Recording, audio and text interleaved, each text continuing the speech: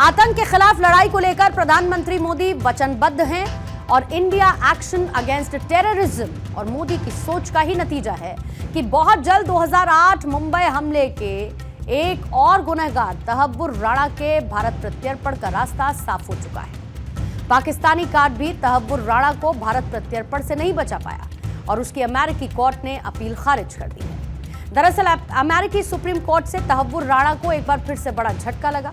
भारत में अपने प्रत्यर्पण के खिलाफ अमेरिकी सुप्रीम कोर्ट में दायर याचिका खारिज कर दी गई। तहव्वुर राणा ने भारत प्रत्यर्पण किए जाने से बचने के लिए कोर्ट का दरवाजा खटखटाया था।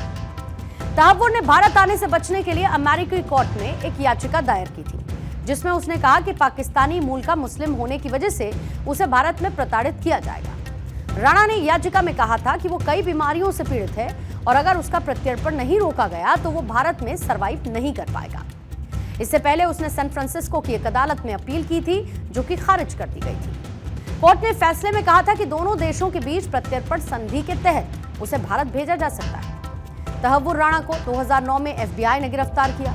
राणा को अमेरिका में लश्कर तैयबा का समर्थन करने के लिए दोषी ठहराया गया और फिलहाल वो लॉस एंजलिस के एक डिटेंशन सेंटर में बंद है। दरअसल अमेरिका का 9/11 और भारत में 26/11 आतंकी हमला एक ऐसा जख्म है जिसे भुलाया नहीं जा सकता है और यही वजह है कि पीएम मोदी ने ट्रंप के सामने अपने अमेरिका दौरे के दौरान टेररिज्म का मुद्दा प्रमुखता से उठाया था। साझा प्रेस कॉन्फ्रेंस के दौरान पीएम मोदी ने आतंकवाद को लेकर बड़ी बात कही थी, जिसमें तहव्वुर राणा के भारत प्रत्यर्पण का भी जिक्र था। आतंकवाद को लेकर पीएम मोदी ने कहा कि भारत और अमेरिका आतंकवाद के खिलाफ लड़ाई में एक साथ रहे।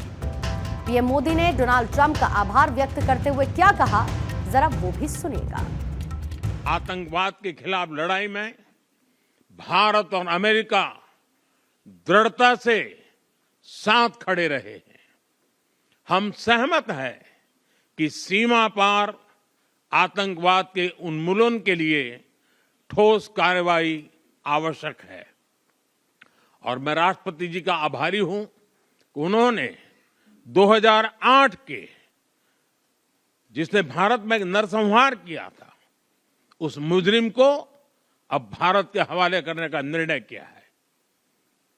भारत की अदालतें उचित कार्यवाही करेंगी। तहव्वुर राणा को अमेरिका से लाने में भारत कई सालों से कोशिश में था और अब जाकर कामयाबी का रास्ता साफ हो पाया है। एक बार जरा टाइमलाइन पर गौर कर लेते हैं। साल 2018 था। NIA की स्पेशल कोर्ट ने तहव्वुर राणा के खिलाफ गिरफ्तारी वारंट को जारी किया। साल 2019 में भारत ने पहली बार तहव्वुर के प्रत्यर्पण के लिए अमेरिका को डिप्लोमेट नोट दिया। साल 2020 भारत ने जमानत के खिलाफ शिकायत की और बाइडेन प्रशासन ने भी भारत प्रत्यर्पण का समर्थन किया। साल 2020 में ही कोविड पॉजिटिव होने के चलते तहव्वुर राणा को अमेरिका की जेल से रिहा कर दिया गया। साल 2023 में अमेरिकी डिस्ट्रिक्ट कोर्ट ने प्रत्यर्पण का आदेश दिया, जिसके खिलाफ तहव्वुर ने कोर्ट में अपील की और पिछले ही साल 2024 में भारत के अनुरोध पर अमेरिका ने गिरफ्तारी की, लेकिन उसने अमेरिकी सुप्रीम कोर्ट में बेल के लिए रिट पिटीशन को दायर किया और इसी साल जनवरी में अमेरिकी सुप्रीम कोर्ट ने याचिका को खारिज करते हुए तहव्वुर राणा के भारत प्रत्यर्पण की मंजूरी दे दी, उसे ग्रीन सिग्नल दे दिया। फरवरी में डोनाल्ड ट्रंप के राष्ट्रपति बनने के बाद तहव्वुर राणा को भारत भेजने का ऐलान किया गया और इसके बाद अमेरिकी सुप्रीम कोर्ट ने भारत प्रत्यर्पण पर रोक लगाने की याचिका को खारिज कर दिया। 26/11 हमले के आरोपी तहव्वुर राणा को लेकर भारत में पहली चार्जशीट 2011 में दायर हुई थी, जबकि अमेरिका में उसके खिलाफ मामला 2009 में दर्ज हुआ था। अमेरिकी कोर्ट ने 2013 में उसे 14 साल जेल की सजा सुनाई थी। तहव्वुर राणा की क्राइम फाइल की अगर आप बात करेंगे तो 64 साल का तहव्वुर हुसैन राणा पाकिस्तानी मूल का कनाडाई नागरिक है। मुंबई हमले की 405 पन्नों की चार्जशीट में तहव्वुर का नाम भी आरोपी के तौर पर दर्ज है। तहव्वुर राणा ने आतंकी संगठन लश्कर तैयबा और हरकतुल जिहाद इस्लामी की मदद की और मुंबई आतंकी हमले की प्लानिंग की और इसे अमली जामा पहनाने में मदद भी की।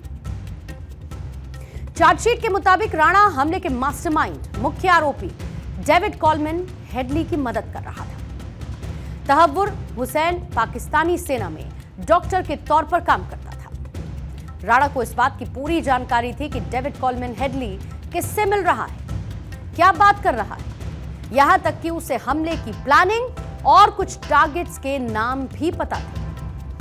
अमेरिकी सरकार का भी कहना है कि तहव्वुर राणा इस पूरी साजिश, इस पूरी कॉन्स्पिरेसी का हिस्सा था और इस बात की पूरी आशंका है कि उसने आतंकी हमले को फंडिंग करने का अपराध भी किया है। राणा ने ही डेविड कॉलमैन हेडली को मुंबई में फर्स्ट वर्ल्ड नाम से एक ऑफिस खोलने में मदद की। यह ऑफिस उसने अपनी आतंकी गतिविधियों को छुपाने के लिए खोला था, एक कवर दिया था। हेडली ने इमिग्रेशन कंसल्टेंसी के जरिए भारत घूमना, उन लोकेशंस को ढूंढना शुरू किया जहां पर लश्कर-ए-तैयबा आतंकी हमला कर सकता था। उसने मुंबई में ताज होटल, छत्रपति शिवाजी टर्मिनस यहां की रेकी की और बाद में यहीं पर हमले भी हुए। भारत में प्रत्यर्पण के बाद तहव्वुर राणा को एनआईए कोर्ट में पेश किया जाएगा और फिर मुंबई आतंकी हमले मामले में जो न्यायिक प्रक्रिया है उसकी शुरुआत होगी। ऐसा माना जा रहा है कि तहव्वुर राणा को उसी जेल में रखा जाएगा जहां पर 26/11 हमले को अंजाम देने वाले आतंकी अजमल कसाब को रखा गया।